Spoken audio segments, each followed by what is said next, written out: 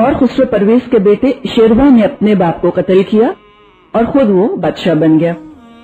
اس واقعے کا علم وحی کے ذریعے سے نبی اکرم صلی اللہ علیہ وسلم کو ہوا۔ جب یہ دونوں نمائندے آپ کے پاس آئے تو آپ نے ان کو اس واقعے کی خبر دی کہ تم جس بادشاہ کا پیغام لے کر آئے ہو وہ تو قتل ہو چکا ہے۔ آپ نے فرمایا کہ اپنے بادشاہ کو اس بات کی خبر دے دو کہ مجھے پتہ چل چکا ہے، اور یہ بھی کہہ دو کہ میرا دین اور میری حکومت وہاں تک پہنچ کر رہے گی جہاں تک کسرا پہنچ چکا ہے، بلکہ اس سے آگے بڑھتے ہوئے اس جگہ جا کر رکے گی جس سے آگے اونٹ اور گھوڑوں کے قدم جا نہیں سکتے۔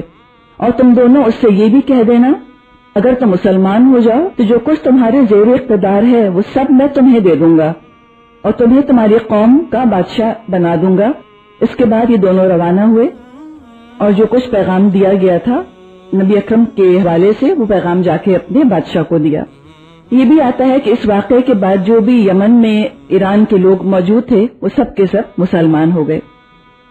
ایک اور خط آپ نے قیصر روم کے نام لکھا، اسی طرح شروع ہوتا تھا بسم اللہ الرحمن الرحیم، اللہ کے بندے اور اس کے رسول محمد کی جانب سے ہرقل عظیم روم کی طرف، اس شخص پر سلام جو ہدایت کی پیروی کرے، تم اسلام لاؤ سالم رہو گے، اسلام لاؤ اللہ تمہیں تمہارا اجر 2 بار دے گا، اور اگر تم نے روگردانی کی تو تم پر رعایا کا بھی گناہ ہوگا۔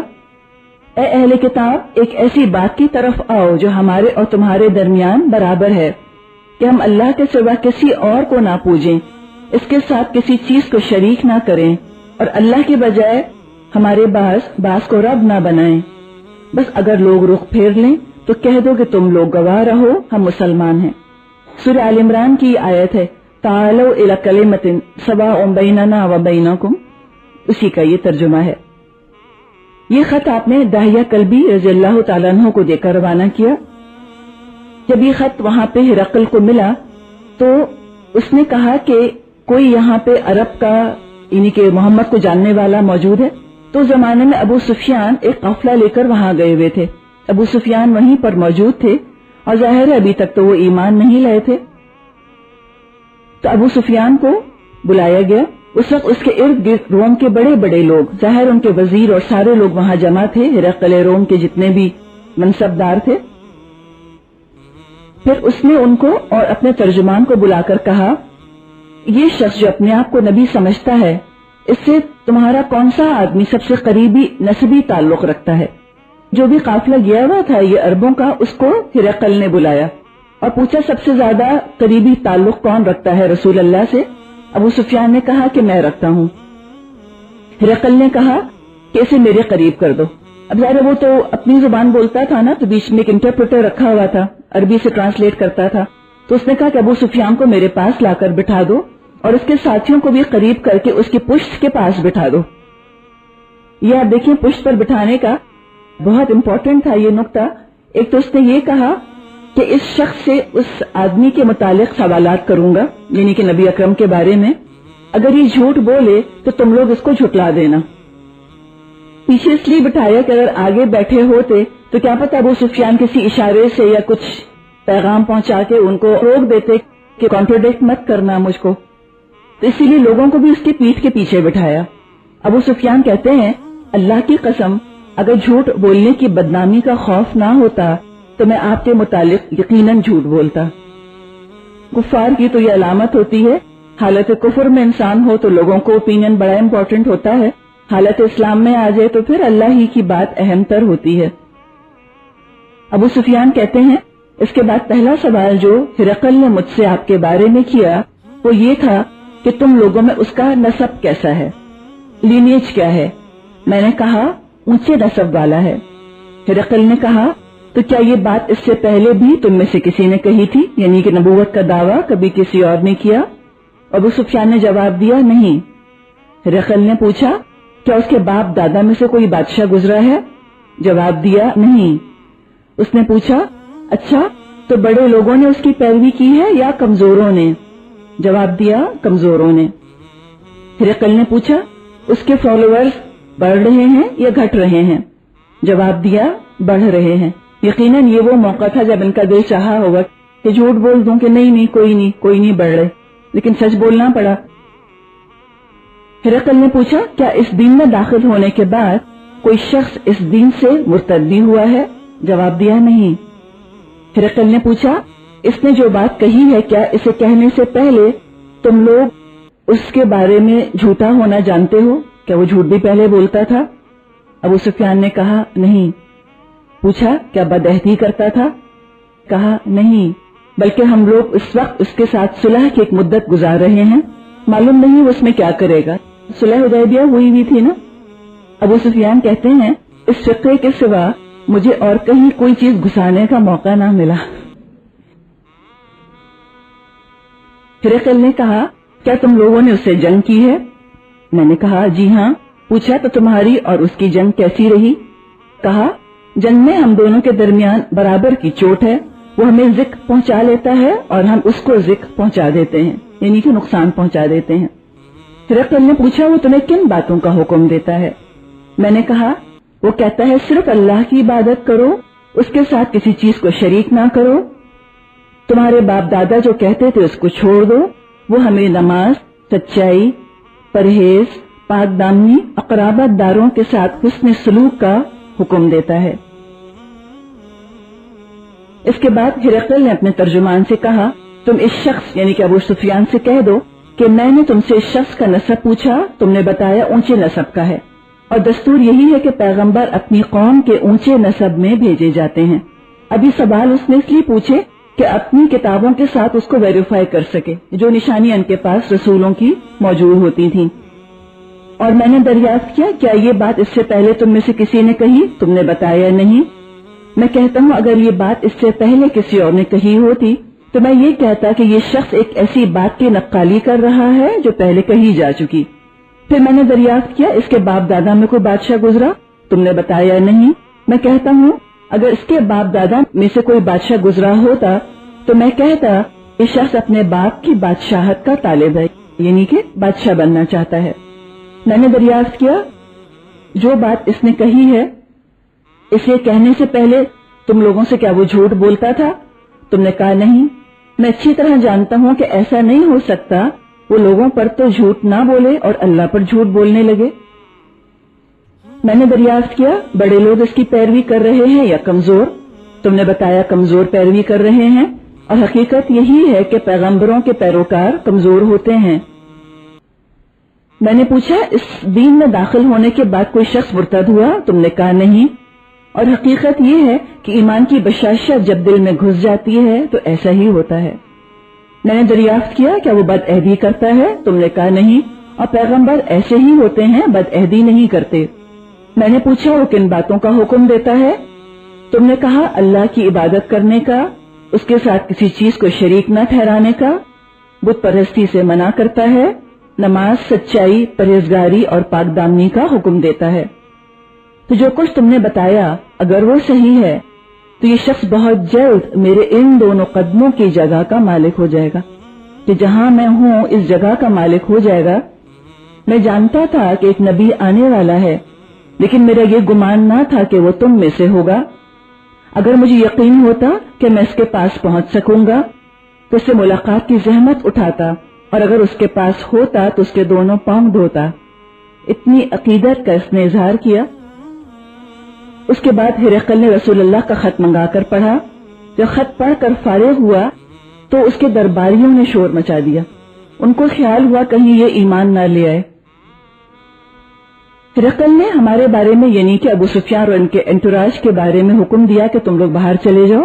ہم باہر لائے گئے تو میں نے اپنے ساتھیوں سے کہا ابو کبشہ کے بیٹے کا معاملہ بڑا زور پکڑ گیا ہے۔ ابو کبشہ دائی حلیمہ کے شوہر کا نام تھا، ایک غیر معروف سا نام تھا، اور جب عرب کسی کی تحقیر کرنا چاہتے تھے، کسی کی انسلٹ کرنا چاہتے تھے تو اس کی نسبت کسی غیر معروف شخص کی طرف کر دیتے تھے نا، جو کہ ویل نون نہ ہو۔ نعوذ باللہ ان کا درجہ کم کرنے کے لیے ابو سفیان نے کہا کہ ابو کبشہ کے بیٹے کا معاملہ بڑا زور پکڑ گیا، اس سے تو خود بنو اسفر کا بادشاہ ڈرتا ہے۔ بنو اسفر کہتے ہیں پیلے رنگ کو، تو ان کی رنگوں کے اندر کچھ پیلاہٹ سی ہوگی تو بنو اسفر کہا جاتا تھا، یلو ریسز۔ آج کل تو چائنیز کو کہا جاتا ہے نا یلو ریسز، تو ان کو یہ لوگ رومنس کو عرب بنو اسفر کہا کرتے تھے. کہا کہ ان سے تو بنو اسفر کا بادشاہ ڈرتا ہے. ابو سفیان کہتے ہیں اس کے بعد مجھے برابر یقین رہا کہ رسول اللہ کا دین غالب آ کر رہے گا، یہاں تک کہ اللہ نے میرے اندر اسلام کو جاگزین کر دیا. اب بات یہ ہوئی کہ قیصر روم پہچان جانے کے باوجود حکومت کے لالچ کی وجہ سے ایمان نہ لایا، بہت محروم رہ گیا. اتنے قریب آ کر ایک خط پھر آپ نے شاہ مصر مقوقس کے نام بھیجا. حاطب بن ابی بلتہ رضی اللہ عنہ سفیر تھے. مقوقس نے سفیر کا اعزاز اور اکرام کیا اور رسول اللہ کا خط ادب اور احترام کے ساتھ ایک ڈبیا میں بند کر کے رکھ دیا. تحفے کے طور پر آپ کو 2 کنیزیں بھیجی اور کہا کہ مصریوں میں یہ دونوں خواتین بہت عزت والی ہیں. کچھ کپڑے اور سواری کے لیے ایک خچر بھیجا، اس کا نام دلدل تھا. خچر آپ جانتے ہیں نا، گدھے اور گھوڑے کا کراس ہوتا ہے. راستے میں حضرت حاطب نے تبلیغ کی، جس سے کہ یہ دونوں لڑکیاں ماریہ اور سیرین رضی اللہ تعالی عنہما یہ دونوں مسلمان ہو گئیں. جب مدینے آئے تو رسول اللہ نے ماریہ کو اپنے لیے رکھا اور سیرین کو حضرت حسان بن ثابت کو دے دیا. حضرت ماریہ سے ہی 8 ہجری میں نبی اکرم صلی اللہ علیہ وسلم کے ہاں بیٹے کی ولادت ہوئی، حضرت ابراہیم رضی اللہ تعالی عنہ. نبی اکرم کی عمر تقریباً اس وقت 60 برس کی تھی. آپ بے انتہا خوش تھے بیٹے کی ولادت سے. ایک تو اتنے عرصے بعد اولاد، بہت گیپ تھا، اور اتنے مدت بعد کوئی بچہ آئے تو اس سے ویسے ہی بہت زیادہ انسان کو محبت ہوتی ہے، جیسے ہم کہتے ہیں نا بڑھاپے کی اولاد. آپ کی عمر 60 سال کی تھی اور اس عمر میں آپ کے ہاں بیٹا ہوا.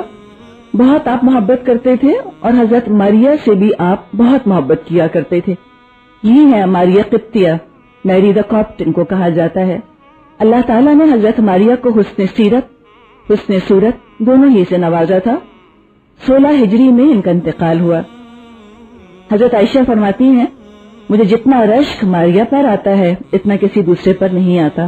خوبصورت، نیک، حضور کی توجہ کی مرکز، اور پھر اللہ نے اولاد بھی دے دی. وہ ہے نا یہ تو اولاد کا معاملہ کہ ذالک فضل اللہ یؤتیہ من یشاء، اللہ کا فضل ہے، جس کو چاہتا ہے دے دیتا ہے. نہ کسی کا کریڈٹ ہے اس میں اور نہ ہی کسی کا ڈسکریڈٹ.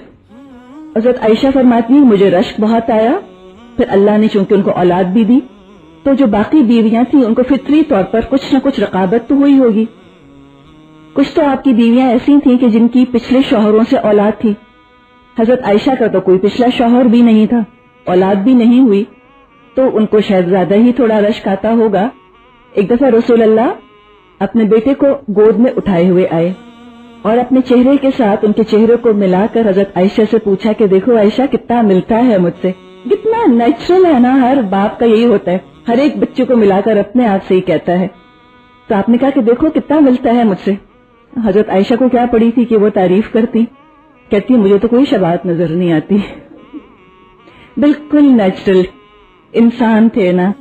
ہم نے جب ان کو انسانوں کی کیٹیگری سے نکال دیا تو ہم ان پہ اعتراض کرتے ہیں. سوچیں کہ ان کی عمر اور کس کے دل میں نہیں ارمان ہوتا بچہ ہونے کا، اور اللہ کے رسول سے اولاد کا ہونا کتنا بڑا آنر. تو نیچرل تھا، کہا کہ مجھے تو نہیں آتی شباہت. ایک دفعہ پھر آپ آئے. اچھا اللہ کے رسول کو بھی دیکھیں حضرت عائشہ سے ہی پوچھتے تھے نا، چھیڑا چھاڑی کرتے تھے ان سے.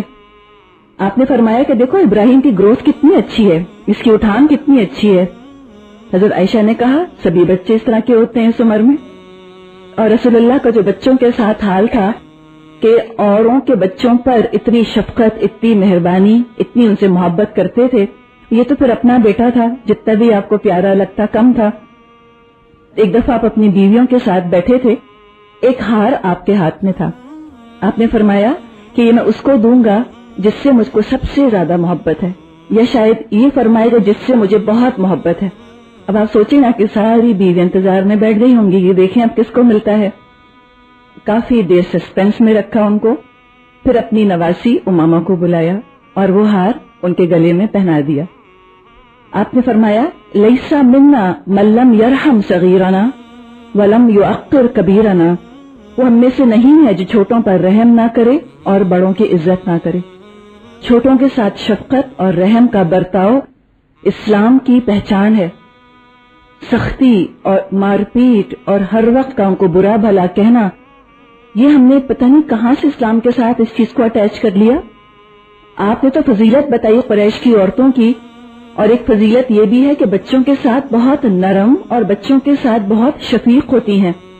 ہم ان کو اوور ڈسپلن کرنے کے لیے بعض دفعہ حد سے زیادہ سختی کر کے اپنے سے دور بھگا دیتے ہیں. اور اس کے پیچھے آپ دیکھ لیجئے فیکٹر یہ ہوتا ہے کہ کہیں کوئی یہ نہ کہہ دے کہ ماں نے ٹریننگ نہیں کی. پھر آپ دیکھیں نفس کی ساری تعریف ہم چاہتے ہیں نا کہ لوگ مجھے کہیں کچھ نہ کہہ دیں، اور اس کا ہم نشانہ اور اپنی ایمبیشنز کو پورا کرنے کا ذریعہ اپنے بچوں کو بنانے لگتے ہیں. کوئی اگر کہتا ہے تو کہتا رہے، بچہ آپ کا ہے، آپ کو حد سے زیادہ سختی نہیں کرنی کہ آپ کی تعریفیں ہونے لگیں کہ بھی کتنا اچھا ٹرین کیا ہے. آج کل بھی ہم ان نیچرل چیزیں ایکسپیکٹ کرتے ہیں بچوں سے کہ کہیں جائیں گے تو بالکل 80 سال کے لوگوں کی طرح ہاتھ باندھ کر اور تمیز سے بیٹھے رہیں گے، نہ ہلیں گے اور نہ جلیں گے، نہ آواز نکالیں گے، نہ کچھ مانگیں گے. ہم پڑھ رہے ہوں تو بچے ہمیں تنگ نہ کریں، ہم جب پڑھ کر آرام کر رہے ہوں تو بچے تنگ نہ کریں، ہم جب گھر کا کام کر رہے ہوں تو بچے تنگ نہ کریں. تو بچہ کیا ہوا؟ اب وہ کوئی بیٹری آپریٹڈ تو نہیں ہے کہ جب جی چاہا اپنی بیٹری نکالی اور رکھ دی. اگر یہ طریقہ ہوتا تو سب کے بچے میرے خیال ہے ابھی شاید 1 سال کی عمر کو ہی پہنچے ہوتے. تو یہ طریقہ نہیں ہوتا. اپنے آپ کو الگ کر لیجئے، بچہ الگ چیز ہے. اپنی تعریف کے لیے بچوں کو پلیز مت پالیے. اسی چکر میں ہم بہت سختی کرتے ہیں پھر ان کے اوپر. حضرت حسن اور حضرت حسین رضی اللہ تعالی عنہما دونوں سے اللہ کے رسول بہت محبت کرتے تھے. دونوں کا ہاتھ پکڑ کر آپ نے فرمایا، اے اللہ میں ان سے محبت کرتا ہوں، تو بھی ان سے محبت کر. جب حضرت حسن حسین کی پیدائش ہوئی تو آپ نے دائیں کان میں اذان اور بائیں کان میں اقامت کہی. بچہ تو آپ دیکھیں نا ایک انٹچڈ چیز ہوتا ہے. اب جو الفاظ جو آواز اس کے ذہن پر جا کر ٹکرائے ایک امپریشن تو پڑ جاتا ہے. جیسے کیسٹ ہوتا ہے نا، خالی کیسٹ ہے، اس پر امپریشنز تو پڑ جاتے ہیں. چاہے نہیں سمجھتا تو بھی کوئی بات نہیں، اثر محسوس کرتا ہے ان چیزوں کا. اس طرح بچوں کا جو طریقہ بتایا گیا ہے ہم کو کہ پیدائش کے وقت کیا کرنا ہے.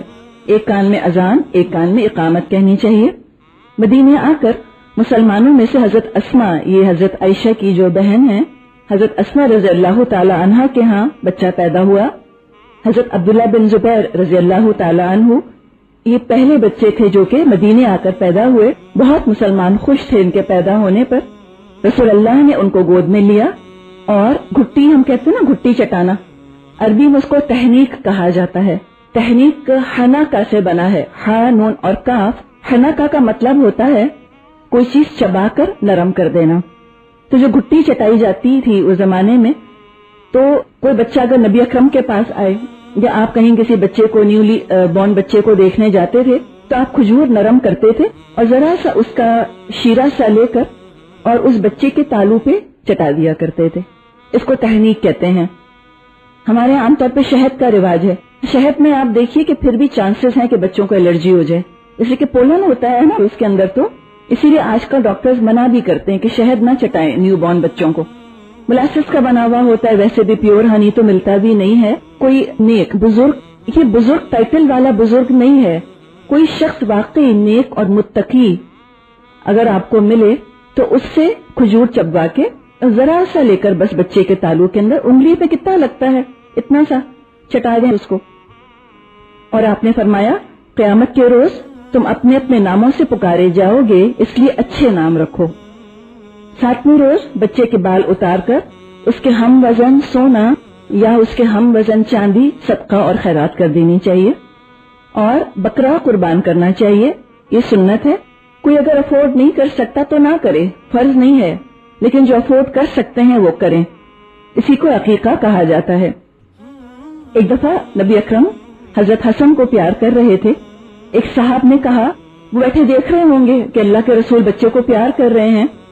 عربوں کے ہاں طریقہ تھا کہ مردوں کی شان یہ سمجھی جاتی تھی کہ وہ بچوں کو بالکل پیار نہ کریں. یہ عورتوں کا کام تھا کہ گودوں میں لے رہی ہیں اور چوم رہی ہیں اور چاٹ رہی ہیں. اس کو بہت فیمنن چیز سمجھا کرتے تھے اور اپنی مردانگی کے خلاف سمجھتے تھے. یہ میچو ایٹیٹیوڈ جس کو کہ ہم کہیں نا، تو اسلام تو میچورزم کو پسند ہی نہیں کرتا بالکل. اللہ کے رسول تو بچوں کو بہت پیار کیا کرتے تھے. اسی کے ساتھ ایک اور چیز آپ اگر دیکھیں کہ مردوں کا رونا کتنا برا سمجھا جاتا ہے. بچپن سے ہم کہہ دیتے ہیں اپنے بچوں سے کہ تم لڑکے ہو کر لڑکیوں کی طرح روتے ہو، تم لڑکیوں کی طرح رو رہے ہو. یہ اسلام کا کنسپٹ نہیں ہے. مرد بھی روتے ہیں اور عورتیں بھی روتی ہیں. اللہ کے رسول بھی رویا کرتے تھے اور ان باتوں پر کفار اعتراض کرتے تھے. وہ کہتے تھے یہ تو عورتوں والی حرکتیں کرتے ہیں، نعوذ باللہ، کہ روتے ہیں اور یہ بچوں کو پیار کرتے ہیں. اسی طرح آپ ایک دفعہ حضرت حسن کو پیار کر رہے تھے. ایک صاحب وہاں بیٹھے ہوئے تھے اور وہ یہ دیکھ رہے تھے. انہوں نے کہا یا رسول اللہ میرے 10 بچے ہیں، میں نے کبھی ایک کو بھی پیار نہیں کیا. آپ نے نظر اٹھا کر ان کو دیکھا، فرمایا اگر اللہ نے تمہارے دل سے رحمت اور شفقت نکال دیا ہے تب میں کیا کر سکتا ہوں. پیار کرنا چاہیے، باپوں کو بھی چاہیے کہ بچوں کا لاڈ کریں. بعض دفعہ نماز میں حضرت زینب کی بیٹی امامہ کو آپ کندھوں پر بٹھا لیتے اور جب رکوع میں جاتے تو ان کو کھڑا کر دیتے، پھر جب آپ کھڑے ہوتے تو پھر اٹھا لیا کرتے تھے. یہ بخاری میں موجود ہے روایت. تو یہ ماؤں کے لیے کتنی آسانی ہے. ہم نماز پڑھنے کھڑی ہوتی ہیں تو جھڑکتی ہیں اور جھٹکتی ہیں بچوں کو اور پہلے ہی ڈرا دیا جاتا ہے کہ خبردار میں نماز پڑھ رہی ہوں تو آگے سے نہ جائے اور کوئی یہاں نہ آئے یا کوئی ٹچ نہ کرے.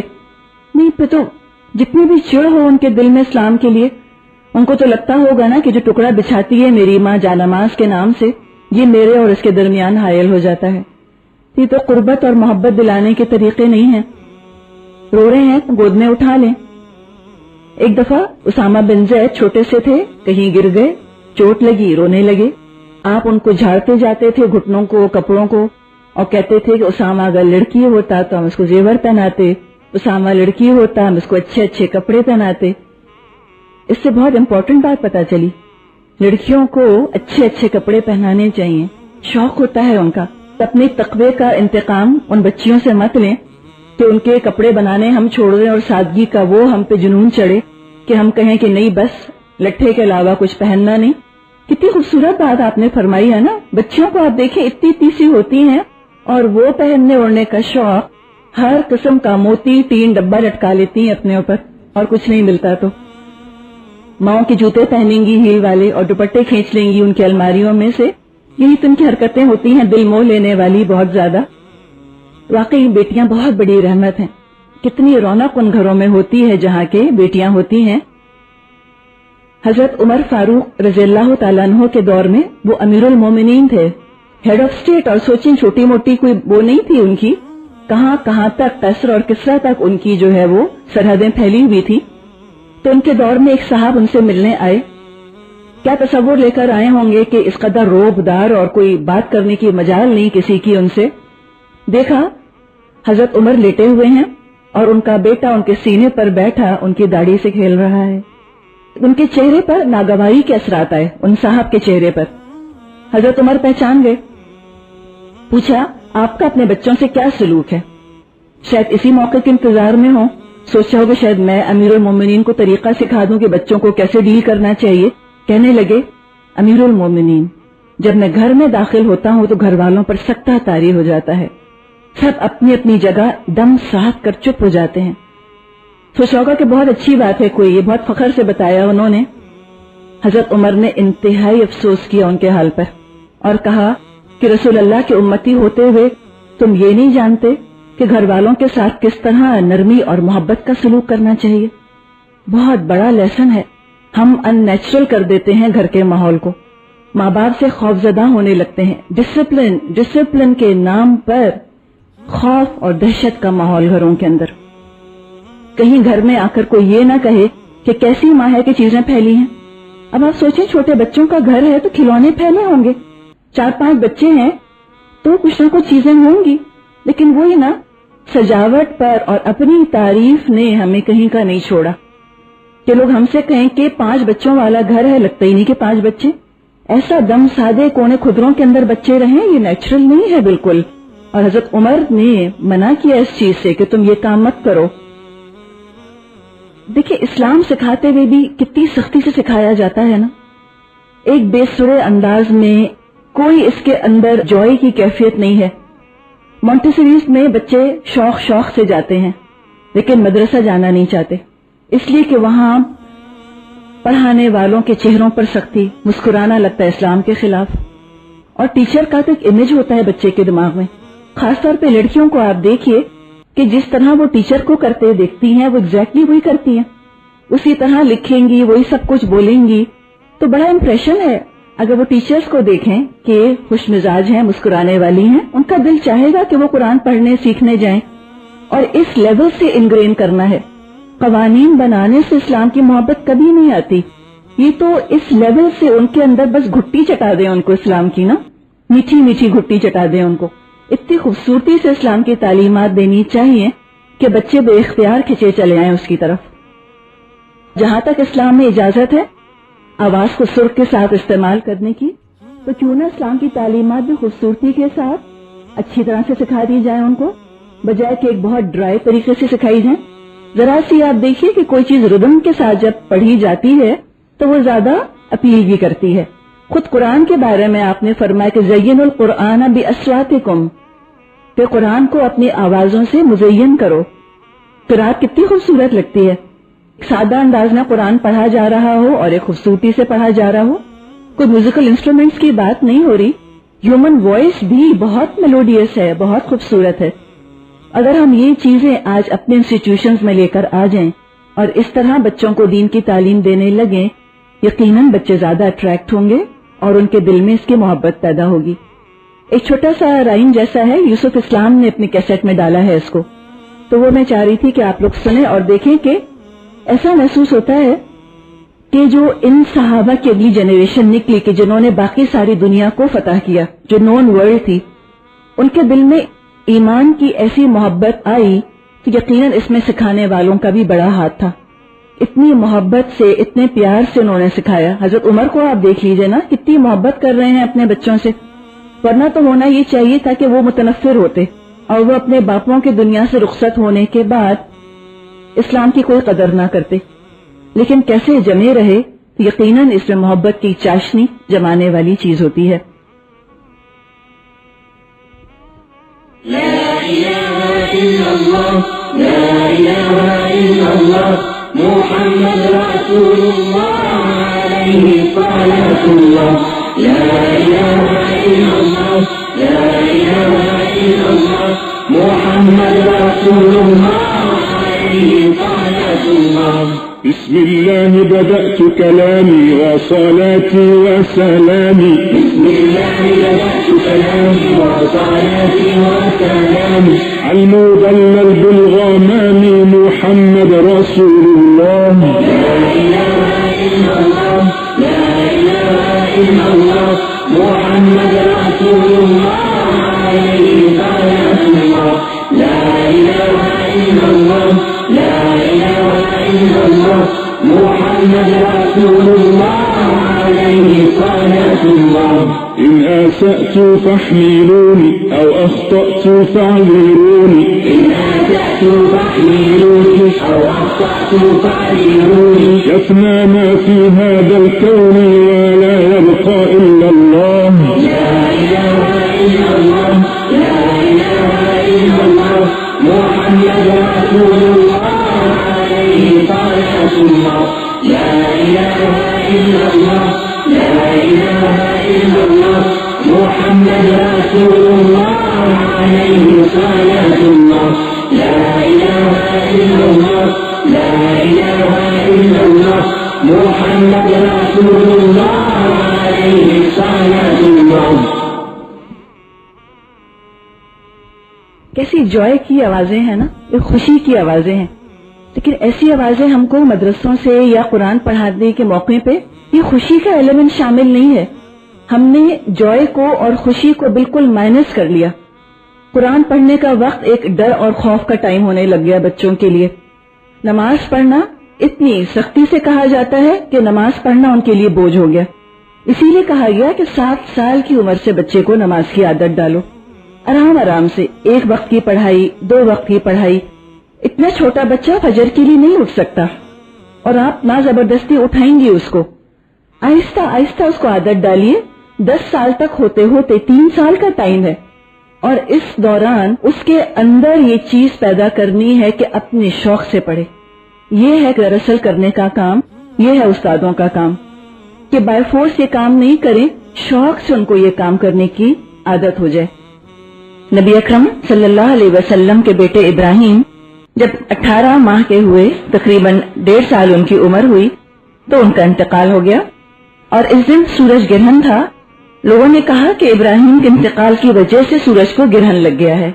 یہ لوگوں میں عام قاعدہ تھا کہ وہ چاند گرہن سے اور سورج گرہن سے شگون لیا کرتے تھے، تو اس وقت بھی انہوں نے یہی بات کی اور دونوں باتیں اتفاق سے جوابی ہو گئیں۔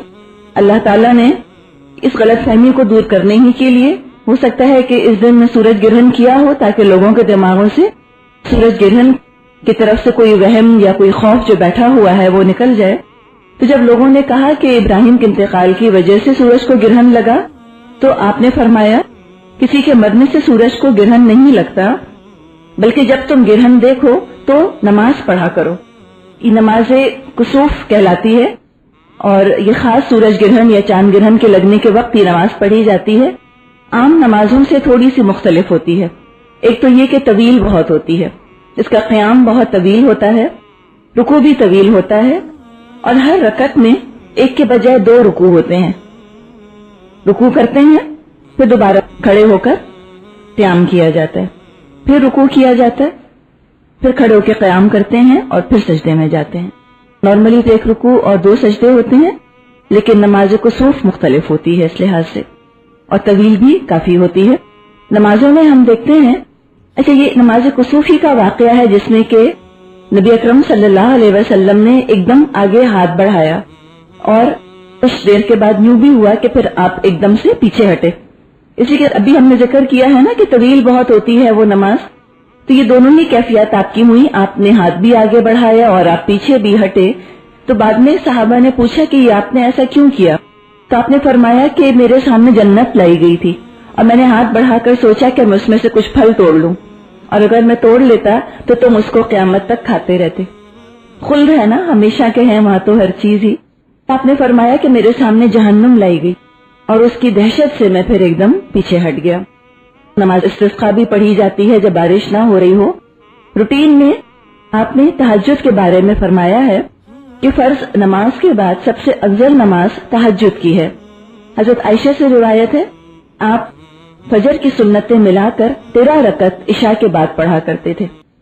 سورج طلوع ہونے کے بعد جب دن یعنی ذرا سا روشن ہو جاتا ہے، اس کے بارے میں ترمذی میں حدیث قدسی ہے، اللہ تعالیٰ فرماتا ہے، اے ابن آدم، دن کے شروع میں میرے لیے 4 رکعت نماز ادا کر، میں تیرے سارے کاموں کے لیے کافی ہو جاؤں گا۔ نارملی روٹین کے طور پہ گھر میں جیسے ہوتی ہیں تو 9-10 بجے یہ 4 رکعت پڑھ لیا کیجئے، بہت اجر ہے، بہت ثواب ہے، صلاۃ الضحیٰ بھی کہا جاتا ہے۔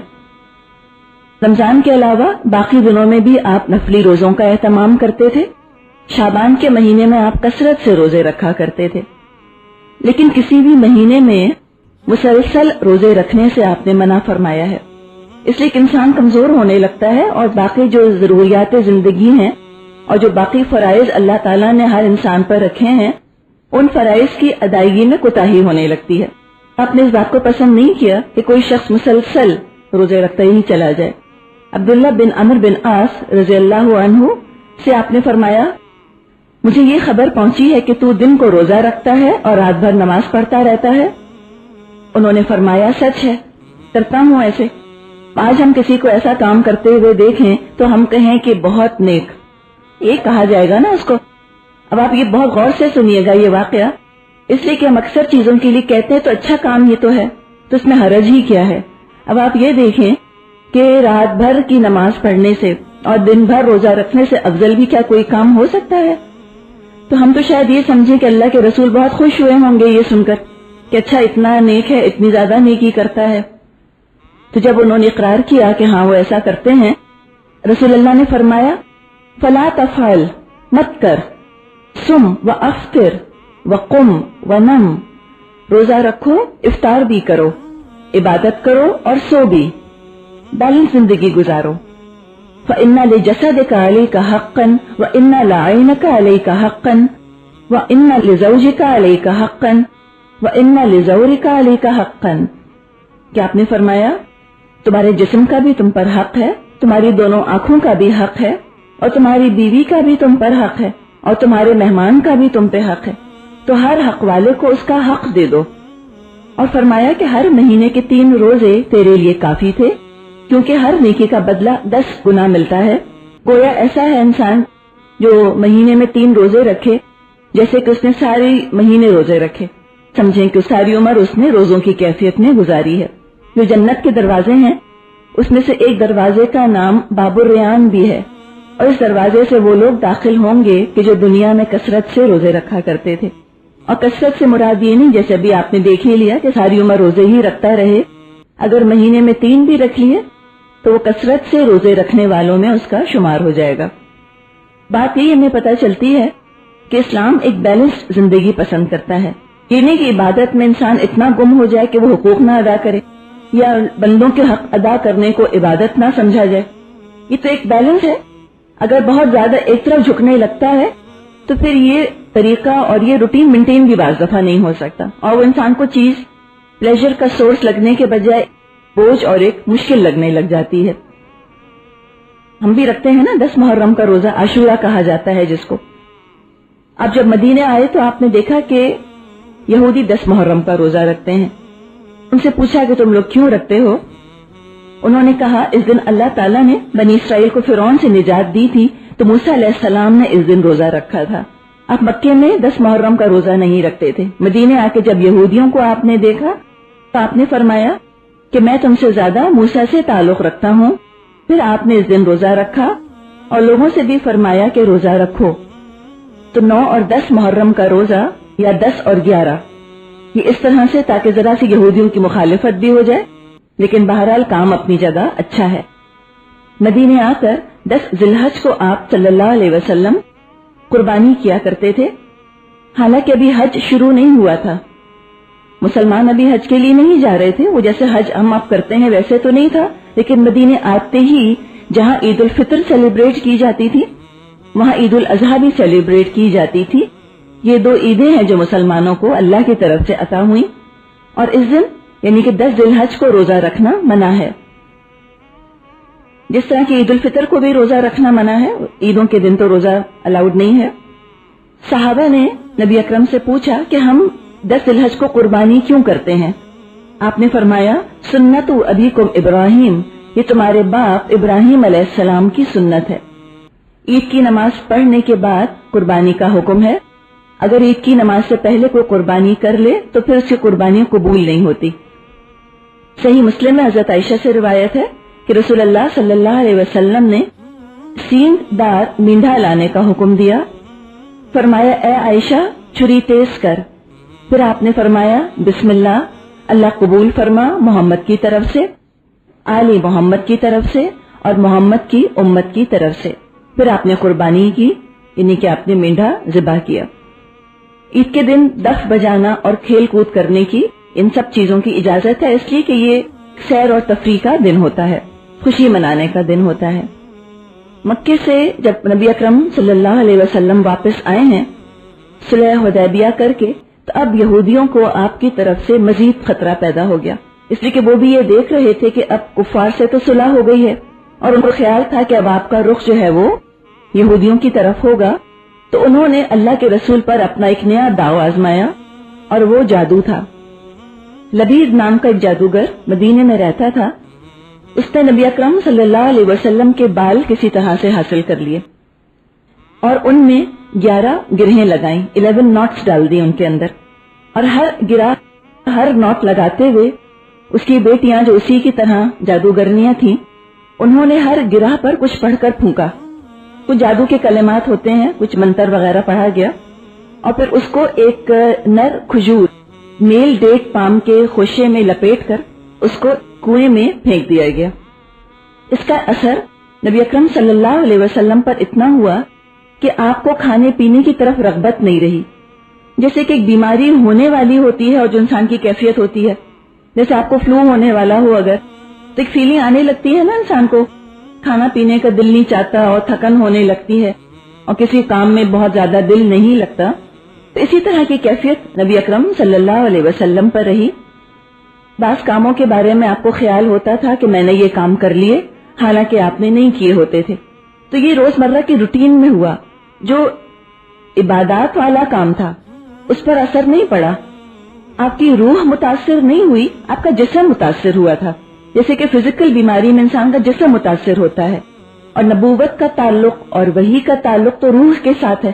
نزلہ علی قلبک، یہ تو نازل کیا ہے آپ کے دل کے اوپر.